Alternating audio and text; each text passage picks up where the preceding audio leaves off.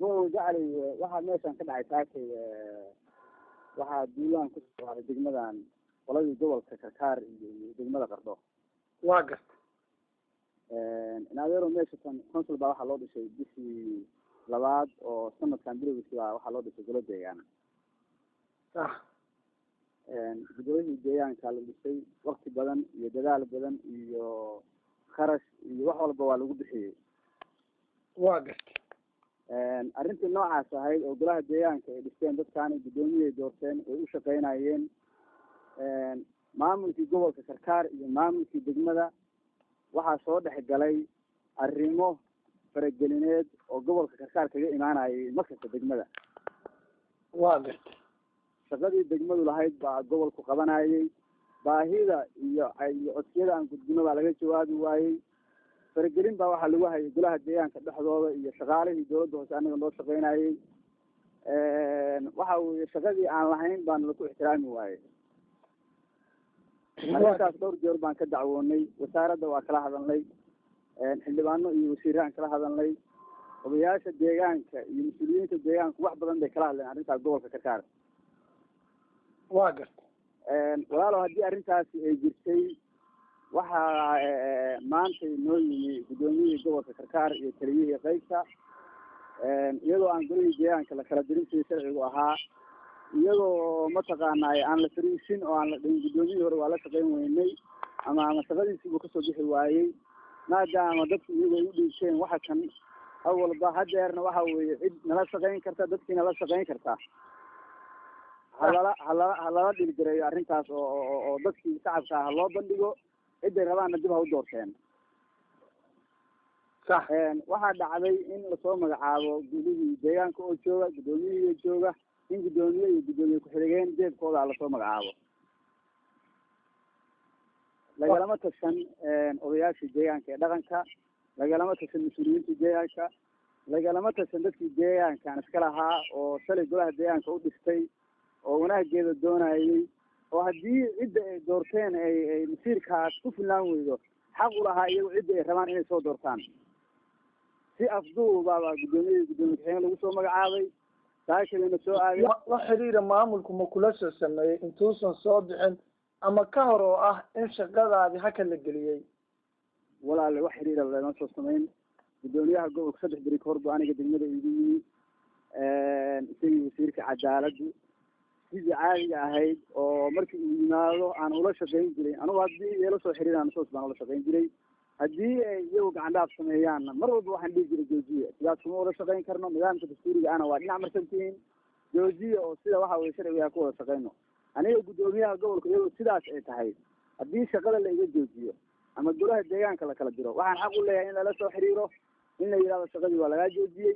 golihii deegaankana waa la kala diray haddii ay jirto weye cidda noocaas iyo noocaasa baa loo soo magacaabay ku wareeji anigu sharciga kama weyni xaq baa waxa weye waxaa laigu leeyahay inaan ku wareejiyo ciddii dadku soo igmadaan loo soo magacaabo ama iyagu ay doortaan waxa weye dadku iyo deegaankuna xaqday waxay u leeyihiin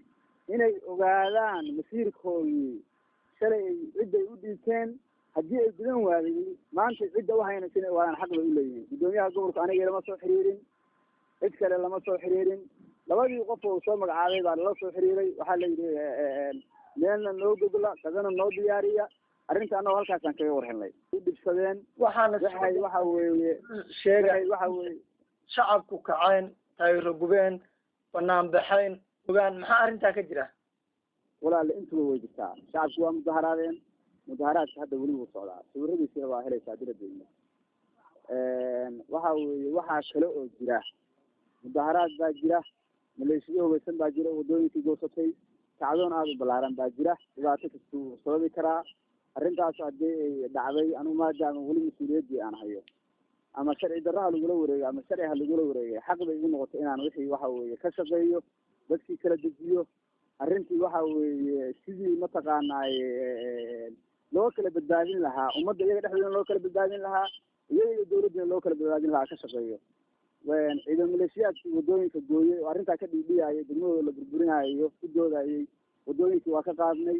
mudaharaadka haddeer weli inkasta oo socdo wax badan baan waxa weeye kala dejinay arrimahaas oo dhan baan ka shaqaynay iyagii waxaan idhi dadku maadaama ay masiirkooda xor u yihiin ha u keeninana waxay raalli ka ahayn kala tashada waxay rabaan qof shaksiya waa la diidi karaa anugu shaksiyan haddii la dhaho maanta xilka wareeji diyaar baanu inaan wareejiyo laakiin xilli aan ku wareejinayo xildhibaanada golaha deegaanka aada guddoomiyaha u tahay shir welima iskugu timaaday looga hadlaayo arrinkan haddii jirto walaal annagana lama ogeysiin golaha deegaanka hadda maanta bay wada joogaan maanta bay shiraayaan arrintaana waxay ku noqotay arrin kadis ah kowde arrintaas waxay ku noqotay arrin kadis ah oo aan mataqaanay la qaadan karin arrin waxa weye aan awalna loo soo sheegin aanan ogeyn hadeerna baalka nagu noqotay hadeer waxaa imanaya odayaal badan oo odayaasha deegaanka kamid ah kuwii joogay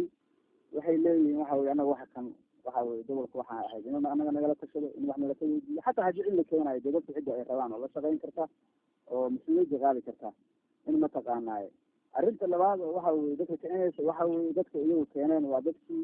sometimes ka shaqayn jiray dhibaatada deegaanka dadkii ka dacwoon jiray dhibaatada ku hayay burburka iyo dhibaatada ka shaqayn jiray dadkii ay maanta soo magacaabeen iyagii in rabaan dadkii u keenaan dadku labada waxaa kicinaya waa labadaa qodob ah arrintaas waxay ku noqotay arrin kadis ah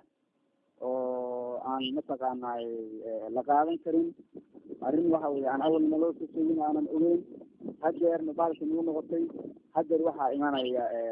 odayaal badan oo odayaasha deegaanka kamid ah kuwii joogay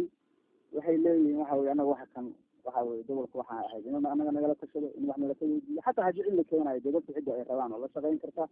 oo mas-uuliyadda qaadi karta in mataqaanaaye arrinta labaad oo waxa weye dadka kicinaysa waxa weye dadka iyagu keeneen waa dadkii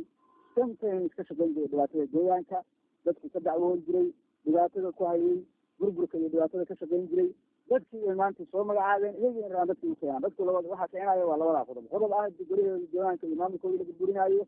iyo qodob ah dadkii iyagu aysan rabin dibaan ahayn oo loo keenayo cidna u doodi maayaan shaksina dooni maayaan laakiin waxay doonayaan nidaamka saxda in lasoo maro fikradoodana iyo maamulkoodana xer u ahaadaan walaal iska daa xuquuqaan helnaya annaga xogtigeena lagama jawaabo hadeerna haddii aan wax badan hadalnay jawaabti nalasiiyo waxay noqotay in golihii deegaanka oo jooga naloo keeno dikraato guddoomiyaha iyo guddoomiye ku-xigeenah xuquuq waana ka helin degmada rako caafimaad ma leh waxbarasho ma leh biyo ma leh malahan wax horumarina kama jiraan saldhig waxa weeye gaari saldhig male gaari degmi male xafiis degmi ma jiro waxaan ku shaqayn jirnay oo dhan volunteer bay ahaayeen guryo dadleeyahay aan ku shaqayn jirnay noo kuresnaa daawur dadleeyahay baan ku shaqayn jirnay wax haba u yaraatee gobolka karkaar uu rako ka qabtay